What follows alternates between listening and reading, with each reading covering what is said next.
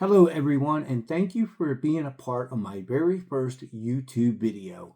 I am 58 years old and I am 15 years behind the power curve for YouTube, but I'm retired now and I thought I would start maybe putting some videos out there on things that I enjoy, things that I have some knowledge of. I'm not an expert in anything by all means, but I would like to give you my opinion and show you some of the things I know about the firearms um, that I carry and maybe some other things. I'm not sure if this is really going to be a gun platform channel or an all you can eat buffet.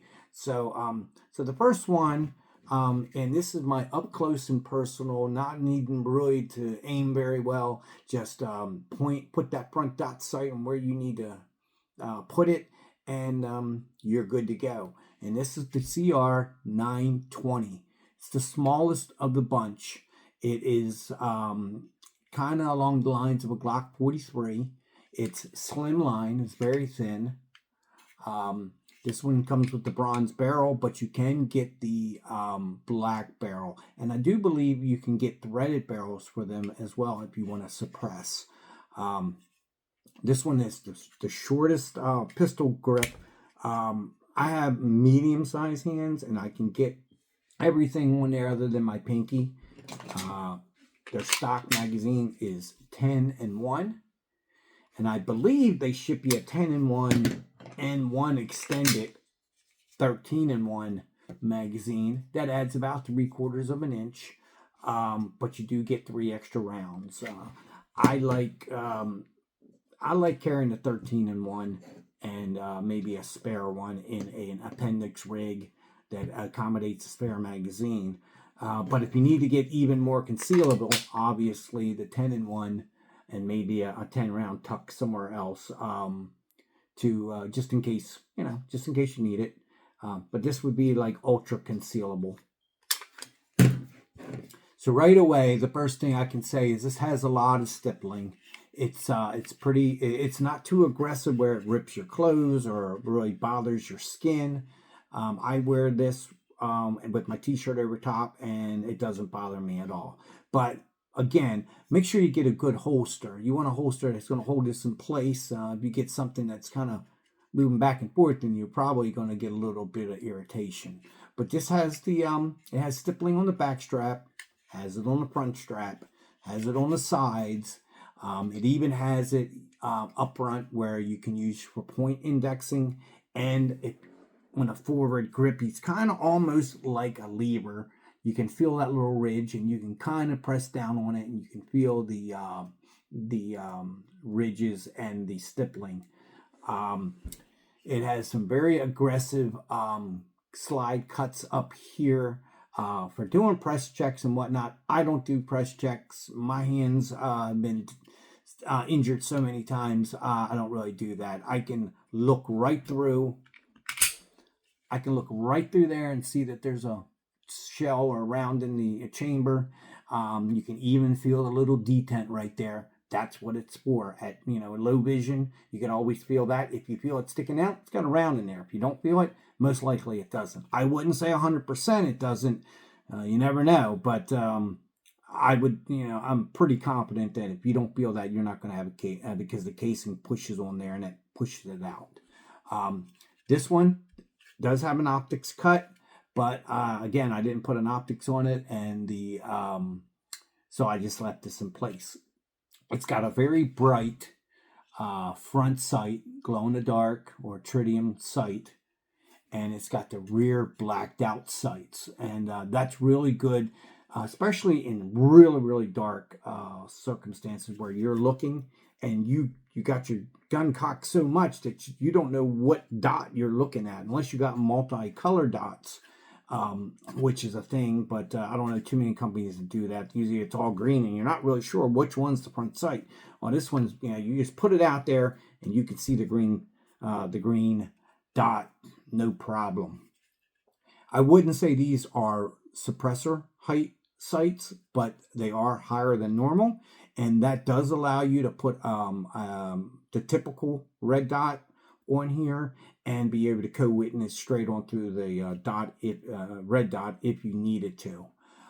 This has a double undercut here, so you can really get up underneath there. The tang is enough that you would most likely not get slide bite unless you happen to grab this in a hurry and not get a good grip. You did get a decent purchase with this, but people with big hands, they're going to at least want the 13 round magazine. Does have your little rail here, if you want to call it that, and that's this will accommodate a Streamlight TLR 7 sub, and I believe there's a TLR 8 sub now out there. Does have some slide cuts out here. When I shoot this one, I do see some sparks coming out the sides. Nothing hitting me in the face, nothing ridiculous, no real hot air coming out to burn your hand or anything like that. This one, right out of the box, shot flawlessly. I 100% trust my life on this one if I needed to. I carry this one a lot, and I will tell you I'll be carrying it a lot more for a while, and I'll tell you why. I went to the range 2 days ago, because it's now past midnight, to shoot and test my newest shadow system, which I'll get to. But I started having problems with that one. And so I said, let me go to the one that I've been carrying for the last 6 months. And that's the CR920P. And that, of course, the P stands for the compensated. I don't know why I don't think they call it a C, but the P stands for compensated. Okay, this one is outfitted with a Hollow Sun EPS carry. And I will do a video on this. I did an Amazon review on it, but I will do a YouTube video as well. There's some surprises about this, especially about this period here with the misconceptions about it. But this is the CR920P. Basically, the same gun is the CR920, but this one has a compensator. This compensator is not toolless, and I'll say that for a reason, and you'll see why. In order to get that off, you have to break this down like a normal Glock would do. Pulling it back, pressing down the 2 buttons, pulling the trigger, letting the slide come off. I don't have my little pin that they've been shipping, but I'll use this for now. You would literally just take that after you take this off, and this is jiggling around in the slide. You push it in there, hit a little detent, and then do that, and this thing opens up, comes right off. Now, I will tell you, this is a tri-lug barrel, not a threaded barrel. So there's some states out there that have some limitations or restrictions on threaded barrels. I think you would get around that. I'm not an attorney in any way, and I'm not telling you to buy this one and you'll be okay. You need to check your local laws, maybe even with a lawyer who specializes in firearms. But this is the one I was carrying for 6 months. When I started having problems with my other pistol, I pulled this one out and I started shooting it, and this one choked up first magazine, and I was using no light loads. I was using 124 grain, and this is the range trainer from Norma. It's 1,200 feet per second.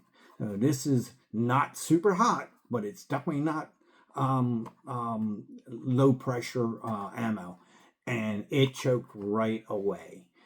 I also tried to fire a few of these Arms Core 115 grain. These I thought was a little hot when I was shooting before, but I don't think so. I think it's about a standard pressure.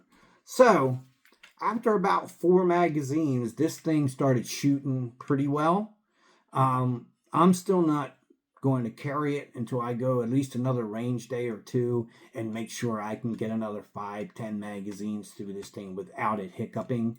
And then I will put my carry ammo and try a mag of that, and make sure that cycle's fine. And I suggest everybody, if you don't carry just ball ammo and you have specialized ammo, make sure you run at least one mag through to make sure it does run. You never know. Some guns have problems with pointed hollow points and such. Or maybe the round that you're carrying might be spaced out a little bit longer, and it drags on the front P ramp, and you have issues. You don't want to find that out in the case if you need this in a hurry and it starts jamming up on you. This one has double undercut. It's front serrations, back serrations. It has everything that the CR920 has. But it's got the compensator. It takes the same magazines,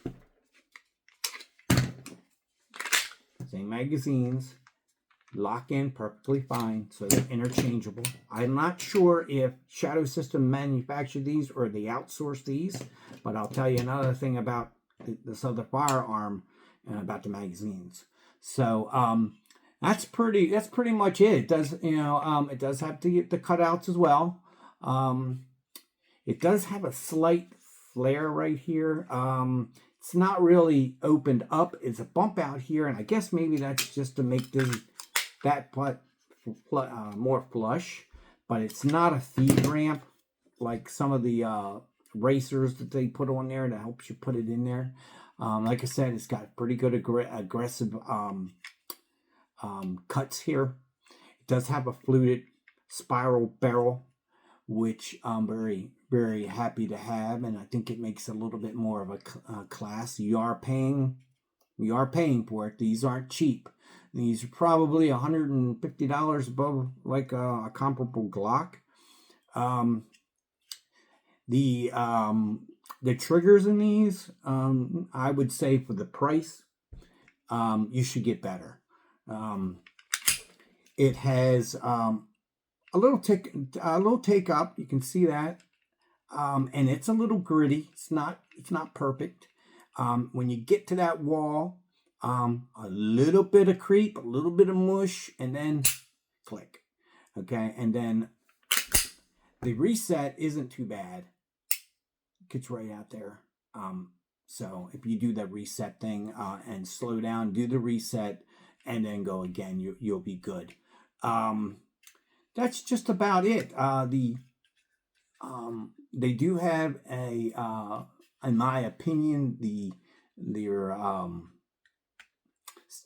slide catch is a little thick out here. They do put a little wall around it to keep it from sticking out so much or feeling like it's sticking out so much to help keep from accidentally engaging that during firing.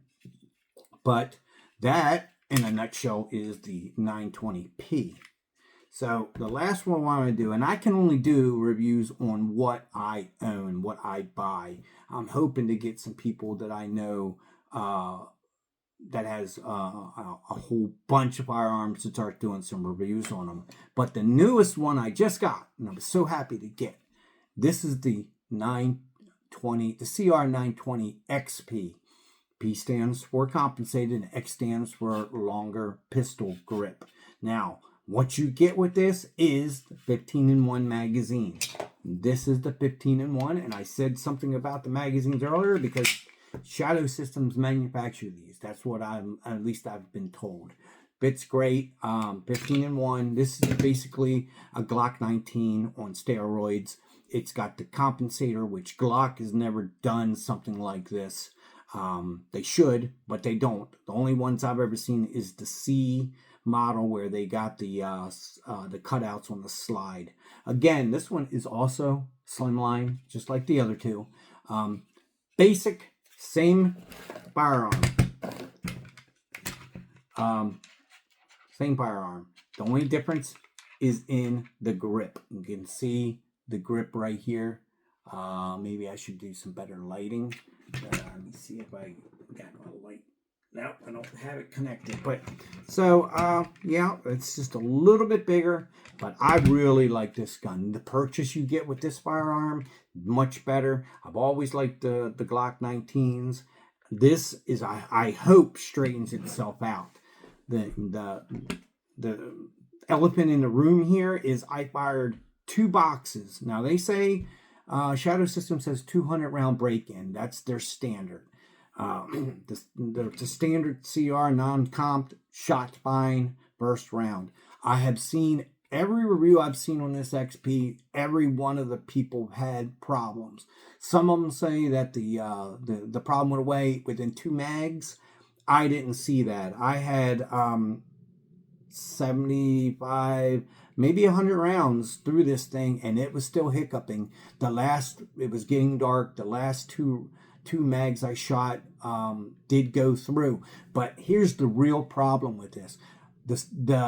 I was getting the failure to eject, but the casing was still a quarter of the way in the barrel when the next one started to come out. That is the worst kind of jam. You just can't turn it over, pull this, and the casing fall out and you run it again. I had to do rip work. I really had to pull the magazine out, which then had the casing fall down through the pistol grip, and it cycled the next one in. Every one of them did that up until probably about 6 mags. I mean, they were jammed in. That is a fight stopper right there. You might as well just throw this at somebody if you needed to. After nearly 2 boxes, it started running a magazine here and there, and but I am still not going to carry this until I get at least 5 to 10 magazines running with no problem. Now, one thing they did change, everything else is the same in terms of the sights, the night sights, the height of them, the optics cut. The one thing they did change is on this compensated barrel is toolless. Once you have to actually break it down. This will be flopping around inside the slide, and all you have to do is take your finger and you can pull and turn, and this whole thing pops off. Again, it's a tri-lug design, so you may get around the threaded barrel thing. Again, check your state laws. The last thing, I have never had a problem, but I saw it on YouTube the other day. And this is before I shot this. The guy was saying he had a problem with the slide not locking to the rear on the last round. And I'm like, it's just a one-off thing. I have the same issue. Now, I carry and I hold my pistol like this. So, thumbs forward. And my thumb is pretty close. And it's riding up against that little wall that they built around the slide. But with recoil, I guess I am hitting that thing and it's locking open. It wasn't not locking open. It was closing right on up, and I did not realize I was out of ammo until I pulled the trigger and it went click. Again, not optimal if you're using this for a particular reason. You don't want it to go click. You want it to go bang, or you want it to lock up so that you know you're out and you need to reload. Very upset about that. I don't know what I'm going to do about the grip in terms of change my grip, see if I can do something with this.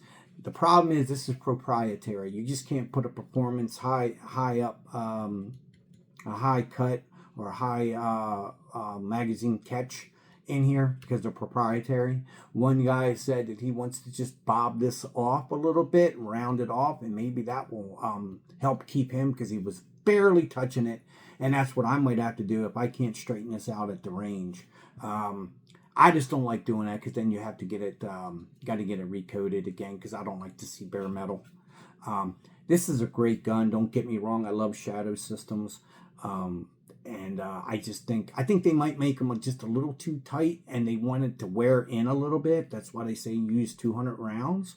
So that you're kind of mating this together with a little bit of use. So you might want to put, like, every couple magazines, put a little bit of oil on the rub spots. And I think that's what it's doing. It's wearing it in. The recoil spring is pretty heavy. Maybe that starts to loosen up, kind of help out a little bit. But everything else is pretty good with this pistol. I am so excited to start carrying this. I really want to, but I can't do it yet. I will be taking this out probably in the next week. The run, a couple more hundred, and we got out there late, and I wasn't able to put another couple boxes out there, and I'm going to bring somebody else to help shoot a few, another 100 or two, and see if we can get this thing running to the point that I will say that I am comfortable using it. I've used Glock since 1998 as a law enforcement officer, and I can count on one hand how many failures I've had either to extract or to eject. This one here was throwing them right back in my face. Luckily, I had eye protection and my hat on, so they were landing in my arms. They were hitting me in the head. Towards the end, they started to come out to the side, more like at a 4 o'clock angle, 3, 4 o'clock. I'm hoping that I can get it out to that 4 or 5 sweet spot where it's throwing them way back. But right now, it's not doing that. I will give an update. So this is the CR920 comparison. And don't forget, there is just an X out there, which is the same pistol, CR920X, but incorporates the longer pistol grip, shorter barrel because it's not compensated. So I don't have that one, but that would probably, I believe that would complete the series of the CR, at least at this point. That's all I have. I will see you. I hope to see you on another video coming up. I have one other shadow system that I would like to talk about, and a couple other manufacturers. And so hopefully you save me. I'm hoping to be a face around here. Probably ain't gonna make any money, but maybe I can show some insight of something other people have missed, or just to be a fresh face. Again, all right, you have a good night, and thank you for joining me on this, what can I say, this journey. I think that's the best word. Thank you for joining me on this journey, and hopefully I have a successful time doing it. I'm definitely having fun, but and that could be considered success all by itself. Thank you. Sorry for rambling. My first video. I promise to get better. I'm going to get better lighting, maybe green screen or something to perk it up. Thank you. Y'all take care. Bye-bye.